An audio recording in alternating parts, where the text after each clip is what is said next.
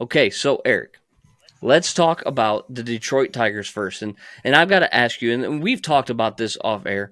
You aren't as interested in the Tigers as I am interested. I'm a casual. Kind of like I'm not as interested in the Pistons as you are interested. Yes. We at DSN, you're the Pistons subject matter expert. Mm-hmm. At DSN, I'm the Tiger subject matter expert. So it's kind of like a David versus Goliath situation when we're talking about these two teams, respectively. Mm-hmm. But our goal tonight is to convince each other. Why should I be interested in the Pistons? And why you should be interested in the Detroit Tigers. And we're going to start there. Let's do it. Okay, we're going to start with the Detroit Tigers. Now, they've played 30 games. They're 13 and 17. Mm-hmm. How many of those games have you watched? I watched one today, or I watched the game they played against Verlander and the Mets yesterday, and Okay. I think maybe one or two before that. So, yeah, I could count them on one hand. Let's say that. Okay. I've watched every inning. So that's what we mean when we talk about David versus Goliath here, right? Yes. Let me lay out some things for you, and then I'm going to ask you let me ask you the question first. Okay. This team's 13 and 17. Mm-hmm. Did you expect them to be 13 and 17 after they started 2 and 11? Hell no, not at all. No, not in the slightest. Does that surprise you at all? Extremely surprised. Extremely surprised. Okay. Yes. So what's it going to take for you, a Detroit guy, through and through? I mean, if you watched our live last night, you know he has a Detroit all day banner hanging behind him. He's always repping Detroit. Always. What's it going to take for you as a fan to buy into the Detroit Tigers? I think it's going to take a lot. I feel like the Tigers are in a position where we've talked about this before, where we were sold a bill of goods that were not ready yet. And that turned off a lot of people. I feel like for me, a lot of the turned off too. I remember after they were this close with the Miggy, Prince, Fielder, Torrey Hunter era, where they were right there. And then they kept trying to put pieces together to make it seem like they were ready to win, where they really weren't. So a lot of the underachieving killed a lot of that for me. What I think would get me back on board now is a foundation worth believing in. And I'm questioning if they have that at this point. Is there talent on the roster? Sure. Are there things to maybe be interested in? I can see that, yeah. But I feel like, this from just what I've seen, those seats at Comerica are empty for a reason. And I feel like it's for what I'm speaking on. The foundation has not been set yet for this team. I do like the young talent of the Riley Greens on the roster. I have faith in your man Torkelson. I do think he'll be able to turn around and be a consistent hitter for this team. But we haven't seen enough of that from him. And we've seen a lot of inconsistent shakiness on top of it. Like, they're kind of Lions-esque if you think about it. They started terrible, and now they're starting to figure things out. And it kind of turned around in a weird fashion as well. It took benching Javi Baez for them to turn it around in that one game. But I don't know. Yeah, it's going to take a lot of rebuilding, and I still think they got a lot of pieces that need to be filled in. Okay. So let me give you some numbers. Okay, talk to me. We said they're 13 and 17 on the season. Mm-hmm. Do you know what their record is against AL East teams? So they've played the Tampa Bay Rays. They played the Baltimore Orioles, which they're 1-6 against the Orioles. Yeah. And they played the Toronto Blue Jays so far. Okay. In the AL East. And the Boston Red Sox, excuse me. Okay. So they've played 4 of the 5 AL East teams. Okay. Do you know what their record is against those teams? 16 games. I do not. 2-14. Golly. Not great. No. But I've told you that their overall record is what? 13 and 17. Which means they are 11-3 against teams that are not from the AL East. That's crazy. Now, the AL East is the best division in baseball. Okay, all right. Okay? Yeah. Stacked. The Yankees, the powerhouse Yankees, are 4th in that division right now. Mm-hmm. Okay? Mm-hmm. 11-3 against non-AL East teams.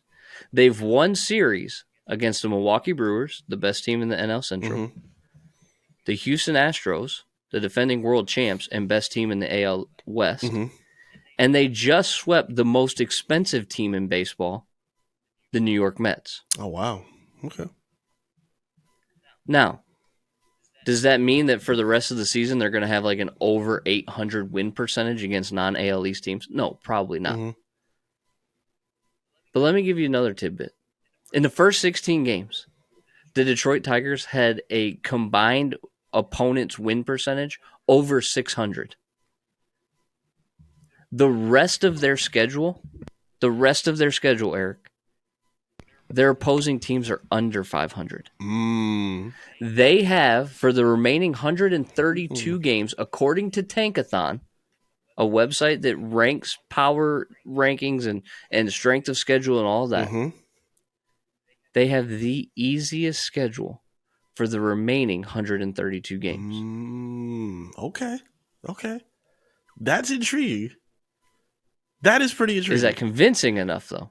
No, but it is still very interesting. It's okay. To put it together that quick too. That's good. Hey, that's great work by you. Okay, I like that. All right. Okay, so let me go a layer deeper. Okay. In the offseason, we traded Joe Jimenez and Gregory Soto, who were like linchpins of the bullpen. Right. And everybody thought that the bullpen was going to be horrific. Yes. Well, then let me make sure that I have the numbers correct. But from until April 15th, okay? So from the start of the season until April 15th, they ranked 25th in bullpen ERA at 5.55. Okay. Which is not good. Not good. Right. But since April 17th, they are 5th in the league in bullpen ERA at 2.68. Home run. Is that improvement? I would say it is.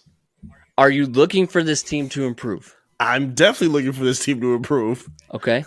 Not to mention Spencer Torkelson. Let's talk about him. What are your thoughts on Spencer Torkelson while I take a drink? Yes, I am Spencer Torkelson's public defender, and I wear it proudly. What do you think of Spencer Torkelson? I think the potential is there. I think he's one of the most important faces on this roster right now, filling in at first base, being one of the needed power hitters for this team. It's a lot of responsibility on his shoulder. I don't see enough yet to buy in completely, but for me, again, as a fan of Detroit sports, we buy in to our young stars and our young rookies that we develop. We're patient with them because we like to see that payoff in the long run. And I feel like he could be one of those big projects that could turn out pretty well for this team. Again, I feel like it's a lot of responsibility for him. We've seen some ups from him. We've seen a lot of downs from him. And once he finds that consistency, like all together, that'll help me buy in. I can't just do, like, for me, I'm a players guy. Like, I'm gonna love the team. I'm always rock with the team from afar, but I need a name or a player to reel me in. So last season when Riley Green was tearing it up, I couldn't stop looking at the Tiger. I'm like, oh wow, like he made me turn head every single time. So I want Torkelson to be on that list as well. I want to see him as one of those, splash young players for this roster. So when you have a bat in your hand, your number one goal is to what? Don't strike out. Okay, don't strike out. But you want to hit the ball. You want to hit the ball hard, right? Right. Well, baseball measures hard hit baseballs. They consider 95 miles per hour off the bat or higher as a hard hit baseball. Okay. You know who leads the team in hard hit baseballs? Torkelson. Okay. With 37. The next closest guy has 25. Oh, by the way, last year's MVP, Aaron Judge, you know how many hard hit baseballs he has this season? How many? 38. Ooh. Now, Torkelson ranks 49th in the league with hard hit baseballs. Okay. Vlad Guerrero has like 59, but he's otherworldly. But Torkelson is maybe the unluckiest player in baseball. You say that a lot. There's another statistic. You say that a lot. I do say that I want a to lot. hear So why. let me dive into it. Let me hear that. There's this statistic called batting average on balls in play. So it takes account of when the ball gets in play, what is your batting average? Anytime you've made contact. So Spencer Torkelson leads the team in exit velocity, leads the team in hard hit baseballs, but is only getting a hit 1 out of every 4 times. That's unlucky. Very.